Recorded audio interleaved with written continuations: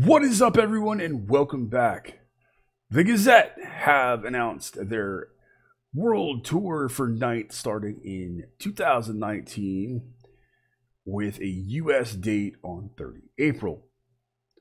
And I'm going to give you my good, the bad, and the ugly opinion on the announcement and on the tour as presented to us. The good. The Gazette's touring outside of Japan and giving fan bases in North America, South America, and some of Europe a chance to see the band without having to incur a lot of expense and fly to Japan. There are some people that are that dedicated. We certainly have some of those here on the channel. But the majority of people simply can't scrape the funds together or scrape away the kind of time it would take to do that. Unfortunately, that's about the only good in the announcement, is they're touring the world and they're doing some dates in the US, Canada, Mexico, Brazil, and Europe. The bad. There's a bit of bad. The bad is they're doing 5 North American dates. That's 3 dates in the US, 1 date in Canada, and 1 date in Mexico. And then they move down to South America. And that stinks. It really does.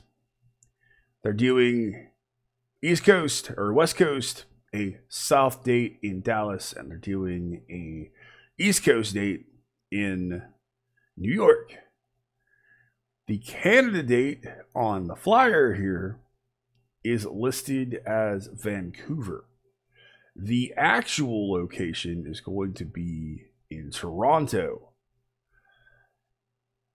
Toronto, for those of you that don't know, is on the other side of the continent. It's on the East Coast as opposed to the West Coast where Vancouver is. So whoever put the flyer together, be it the band, be it management or the label, it's probably management and the label is my guess, screwed up.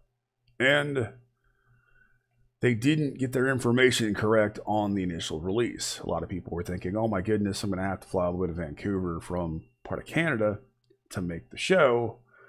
Or people in the US thinking, man, I might have to fly all the way to Canada to make the show. Whereas people in places like New York could easily just drive to Toronto and make that bit of a hike if they can't make the New York show. They could easily do more dates in both the US and Canada, and they could probably even get away with the second date in Mexico as well. They could probably do Monterrey as well as doing Mexico City. So the fact they're only doing 5 dates across the entirety of North America isn't good. They're clearly hitting the big places in South America. They're hitting Argentina. They're hitting Chile. And they're hitting Brazil. Then they're going to Europe. And honestly, the fact that they're only doing 5 dates in Europe is also a travesty. There's a bigger market for this band, and management just didn't put it together well. The other thing that sucks is it looks like when management booked the US, or booked this world tour, they didn't attempt to get on any of the festivals that a lot of metal bands hit during the spring and summer months. Why they're not doing Sonosphere or Wacken or Donington or any of the other really big European metal festivals is beyond me, and that's a management issue. Bands like Church of Misery, bands like Crystal Lake, a lot of the more hard rock and thrash oriented Japanese bands are able to get on these festivals. The Gazette are good enough to do it, and they certainly should be doing it. So management should be seeking out these opportunities and trying to, because they're big enough to draw some of that or more, or a good amount of that crowd into those festivals. And on top of that, they're good enough to bring home new fans. The Western metal fan base. People like me, people like so many of you on the channel. And I don't feel like these guys are being pushed enough by the label and by management outside of Japan. That's unfortunate, and that's a bad thing. And the ugly. The timing of the announcement right before Christmas is not a good thing. It's not even a bad thing. It's an ugly thing. Right as people have spent a bunch of money on gifts and travel arrangements for the holidays, you announce a world tour not even a week before Christmas. Then, on top of that, you announce tickets for several dates. The US date, the Canada date, they go on sale on Friday the 28th of December. Most people are strapped for cash until the 1st. So a lot of people that really want to go to the show are probably not going to be able to make the show, myself included. I really, really, really would love to make the Dallas date. However, I'm tapped out until the 1st. So I'm not going to be able to make the show, more than likely. I'll discuss that a little bit more here in a couple of minutes. And the other part of the ugly with tickets is the pricing. For the US dates, it's $53 for general admission for what's effectively a large club, small theater show. And it's over 203 from the dates that I've been able to find for VIP tickets. And that's nuts, to be quite honest. For a show with the Gazette and odds are a local opener or two, to be priced that high for a GA show is really crazy. And it's unfortunate because people will pay it. But you're not getting a ton of value there. Whereas the Japanese expect bonus content on records to buy them. In the US, in Europe, in Canada, you're used to getting really strong bills when a show happens. You know, when I see bands like Megadeth live in a small or a large club, small theater, we're talking 3,000 plus capacity, they're bringing a solid bill with them. They're bringing a good package, and you're still not normally paying $50 for GA. You're typically paying 30 to 40, and you're not just getting one really good band that you know, or one amazing band that you know. You're getting a package deal of a couple of bands, typically 3 to 4. So that is also an ugly, because the tickets are pricey for what they are, and you're not really getting money's worth as far as other bands on bill.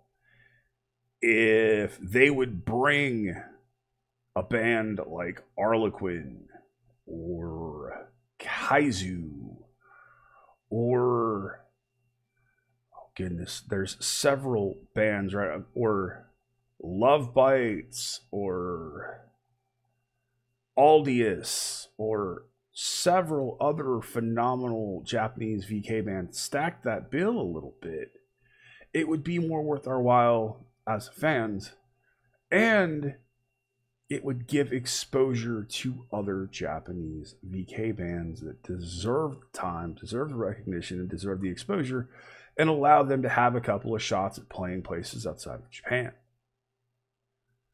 Now, I'm sure that, bring somebody like Nocturnal Bloodlust over. it would be fantastic and they would do well.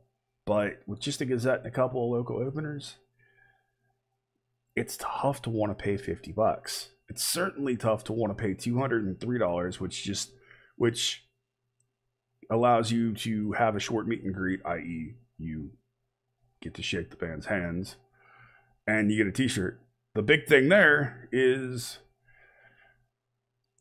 being VIP, you get for the first 300 or so get early entrance into the venue, and that allows you to get up front and get a good spot. Truly, as far as I'm concerned, that's what I'm paying for, or that's what I would be paying for, would be the ability to get up front, get a good spot, and watch the band as close as possible. Is it worth the $150 markup?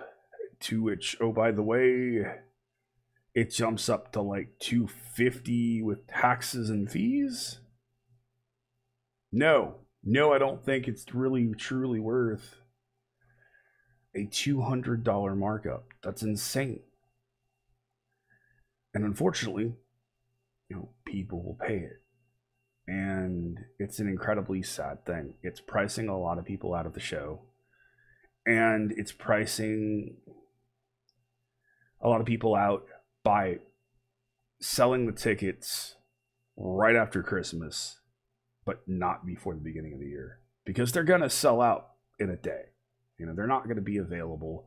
VIP stuff's going to go within an hour or two. And the rest of the tickets are probably going to be gone because these clubs aren't that big. I don't know the Bomb Factory in Dallas numbers off the top of my head, but it's not a massive club. I think it's probably 4,000 or 4,500 or 5,000 at max, and I don't even think it's that big. But I'd have to look. I'll put the exact information down below. And I just think overall that the label and management really dropped the ball on this. They dropped the ball on this for the band, and they truly dropped the ball on this for the fans. As both a fan and a critic, I would love to go see them, but quite frankly, I personally don't have. I'm not going to be able to get the cash together in time to do it. On that note, and mind you, this is not something I did myself. This is something that a longtime subscriber to the channel decided to do, and I have no issue. I'm going to mention it because I was asked to. I really don't feel necessarily comfortable mentioning it, but longtime subscriber and friend Kareen put up a GoFundMe to try to get me to the show so I can do some content on it. And I don't expect you guys to contribute. It feels weird, but it is put up. And I do want to mention it because I'd get yelled at in messages on Facebook if I didn't. It would be nice to see the show. It would be nice to be able to get up there and meet some of you guys out there. But truly, if it happens, it happens. If it doesn't, it doesn't. I'll catch him at a later date. And I appreciate and applaud the effort of you guys, but it's the end of December. It's a tight time for everybody, and it is what it is. But this is my raw, unfiltered, no BS opinion on the announcement, and I hope those of you that get a chance to go do. I hope those of you that really want to see them are able to, and I hope you're having a fantastic time. Let me know how it is. Thank you guys. I love you. If you agree with me about what I've said, let me know. If you don't, let me know. But once again, it's here on the channel. Please be respectful. Be as respectful to you or to me as I am to you. Thank you guys. I love you. I appreciate you.